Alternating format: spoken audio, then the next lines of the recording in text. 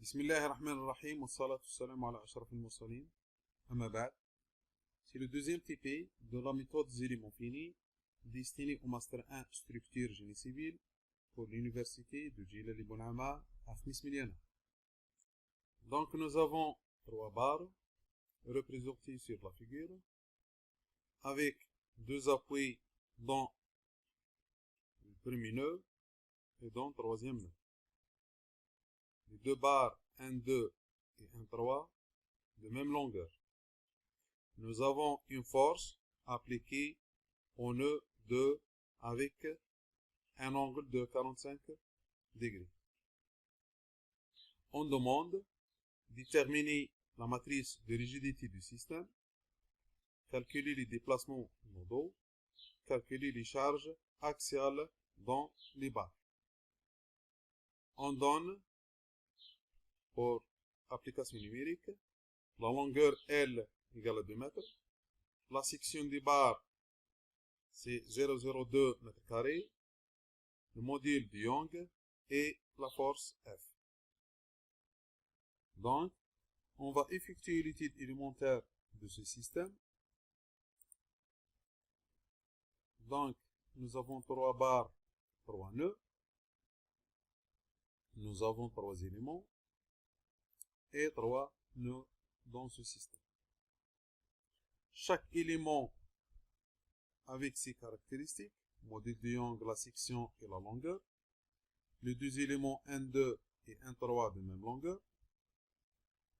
Et 2, 3, c'est avec longueur L de 3. Pour calculer la matrice de rigidité de chaque élément, on a besoin de tirer les caractéristiques de chaque élément, c'est-à-dire matériaux, la section et la longueur. Concernant les longueurs, nous avons L1, 2, L1, 3. Donc la longueur de 3, c'est la racine carrée de 2 fois L. Maintenant, pour calculer l'angle θ entre l'élément et l'axe X, pour la première barre, nous avons un angle de θ égale à 0. Pour le deuxième élément, 2, 3 avec l'axe X, cette barre forme un angle de 135 degrés, c'est-à-dire 45 plus 90, c'est 3 pi sur 4. Troisième barre, la barre 1, 3, nous avons un angle de θ égale à pi sur 2, 90. Donc, on va continuer à faire l'étude élémentaire. Remarque concernant les rigidités élémentaires. Pour une barre soumise à un déplacement suivant l'axe axial de l'élément, donc nous avons des déplacements U1 et U2 suivant l'axe local X de l'élément. Donc, on n'a pas de déplacement suivant Y, c'est-à-dire V1 et V2 égale à 0.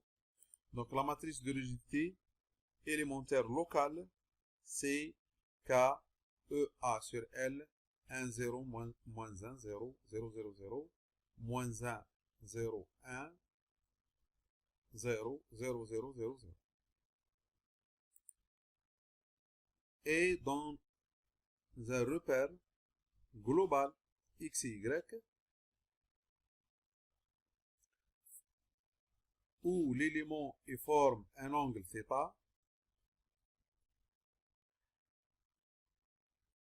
nous avons U1 et U2 dans l'axe local, c'est les déplacements, c'est les degrés de liberté des nœuds dans les axes locaux. Donc on va chercher U1 et V1 dans l'axe global. Et de même pour deuxième nœud I2 et V2. Donc la matrice de rigidité élémentaire d'un élément barre dans le repère global est donnée comme suit. K égale à EA sur L fois la matrice composée des sinus et cosinus de l'angle θ formé de l'élément avec l'axe X global.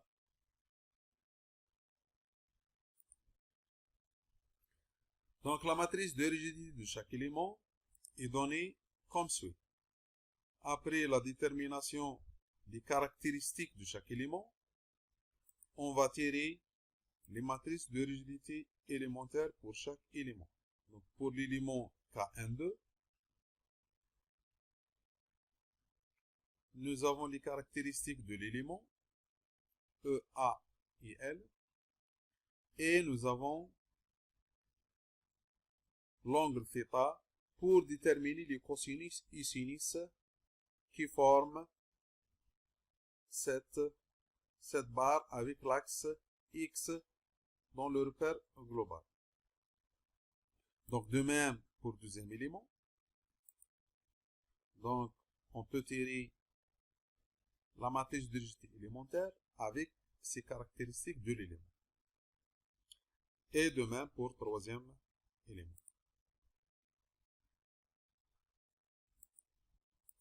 Donc pour faire l'assemblage, nous avons un système composé de 3 nœuds. Chaque nœud se déplace suivant X et suivant Y dans le repère global. Donc, on a besoin d'une matrice de 3 nœuds fois 2 degrés pour chaque nœud égale à 6. Donc, on a besoin d'une matrice de 6 fois 6. 3 nœuds. Et pour chaque nœud, nous avons 2 déplacements suivant X et suivant Y dans le repère global. Maintenant, comment on va injecter les matrices élémentaires dans la matrice globale. Donc, pour l'élément 1, 2, ces coordonnées des nœuds sont 1 et 2.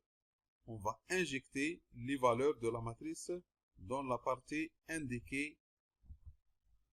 On va injecter les valeurs de la matrice élémentaire dans la matrice globale suivant les coordonnées des nœuds.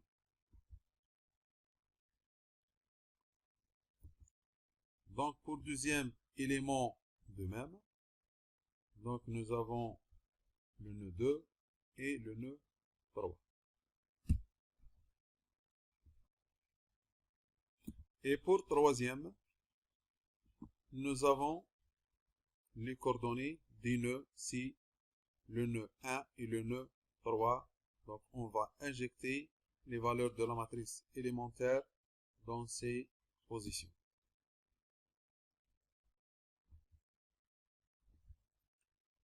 Maintenant, pour calculer les déplacements nodaux, on a l'équation d'équilibre K fois U égale à F. Donc, c'est la matrice globale du K fois le vecteur de déplacement égale le vecteur des forces. Les conditions aux limites dans ce système. Donc, nous avons U1 et V1 dans le premier nœud est bloqué. Donc, pas de déplacement suivant X et pas de déplacement suivant Y. Donc, I1, V1, c'est égal à 0. De même, pour le troisième nœud, donc pas de déplacement suivant X, pas de déplacement suivant Y. Donc, c'est un appui bloqué dans les deux sens. Donc, nous avons I3 et V3, c'est 0. Autre chose concernant les réactions, nous avons R1X et R1Y des inconnus. R3X et R3Y, des inconnus. Donc, pour résoudre ce système, on peut éliminer la première ligne, deuxième ligne, cinquième ligne et sixième ligne, à cause des inconnus dans le deuxième membre du système. Donc, il reste quoi? Il reste troisième et quatrième ligne et colonne pour former une matrice de rigidité réduite pour faire résoudre ce système de deux inconnus et deux vides. Détermination du déplacement inconnu. Donc on va tirer cette matrice réduite fois le vecteur inconnu du déplacement égale le vecteur des forces connues, c'est les forces externes. Donc U2 et 3 égale l'inverse de la matrice réduite fois le vecteur force. Après, on peut déterminer les réactions. On va reformer le vecteur des déplacements, c'est-à-dire injecter les déplacements connus plus les déplacements calculés pour tirer un vecteur complet de déplacement fois la matrice de rigidité globale du système, donc égale le vecteur force. Donc, c'est comme ça, on calcule les réactions, R1 et R3. Donc, après la détermination des réactions, on va passer au calcul des charges axiales sur les barres.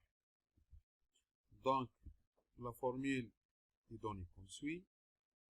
N, caractéristique de l'élément, fois le petit vecteur ligne cosinus sinus de l'angle θ, fois le vecteur de différence entre les déplacements. Donc, IJ moins UI et VJ moins VE pour la barre IJ. Donc, on peut calculer N2. C'est la force axiale dans l'élément.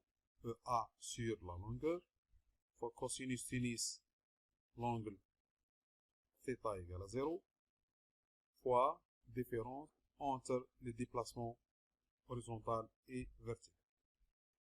De même pour le deuxième élément et de même pour le troisième élément. Partie programmation. Donc nous avons le système avec ses caractéristiques des barres. Donc nombre des nœuds c'est 3. On va introduire les paramètres. Donc E, A, L et l'angle θ. En général, on va introduire les angles en degrés. Et par la suite, on va faire la transformation en radian. Donc, après déclaration, on va calculer la rigidité élémentaire de chaque élément. On utilise la fonction trace de D stiffness avec ses paramètres d'entrée, EA, la longueur et l'angle de chaque élément comme input et comme sortie K, c'est la matrice de rigidité de l'élément. Remarque concernant θ, on va faire la transformation de degrés en radian pour utiliser les fonctions cosinus et sinus du système. Attention au nom de la fonction.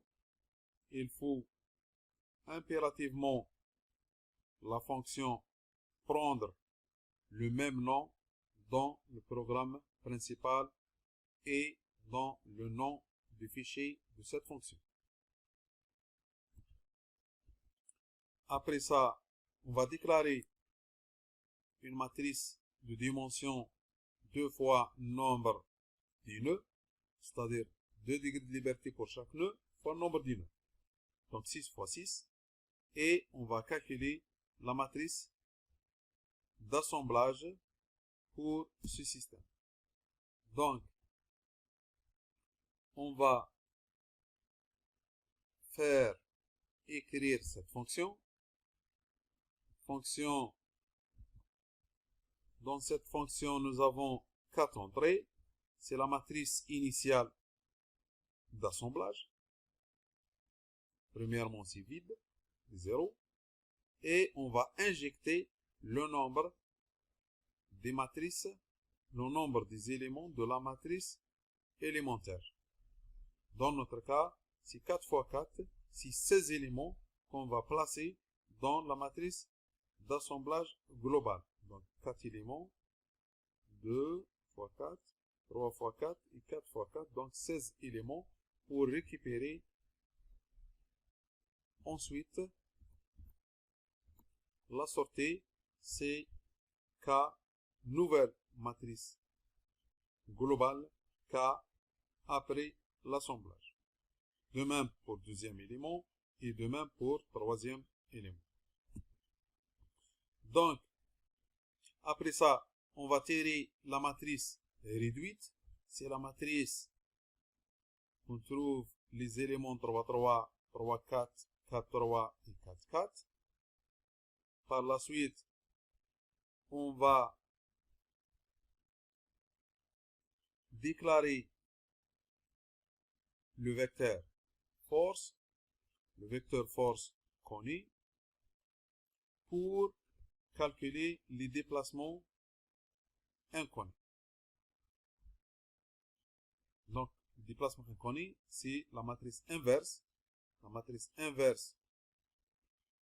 de la matrice réduite fois le vecteur force réduit.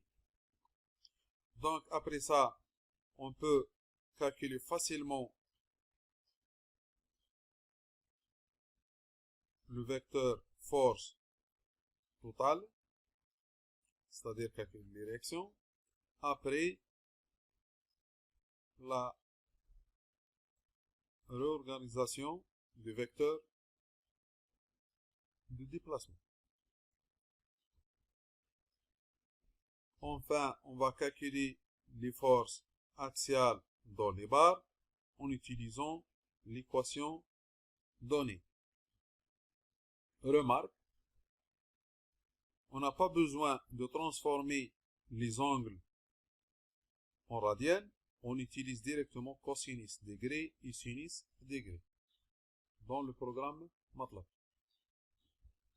Et à la fin, nous avons le résultat des réactions. Donc nous avons les forces externes, racine carrée de 2 sur 2 fois F égale à 100. Donc projection sur X et projection sur Y.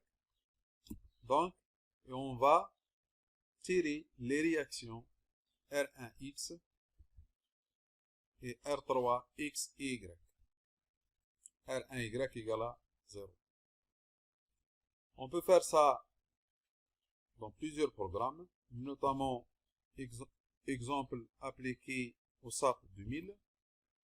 On va introduire l'exercice avec les paramètres donnés et après l'exécution, on tire les résultats et on compare avec notre solution. De même pour les valeurs des forces axiales dans les barres et de même pour les déplacements des nœuds. Autre programme comme application, on peut utiliser le site Structural Analyzer pour donner directement les valeurs de déplacement et les valeurs des réactions dans l'image. À la fin, je tiens de remercier pour votre attention et merci. Assalamu alaikum wa rahmatullahi wa barakatuh.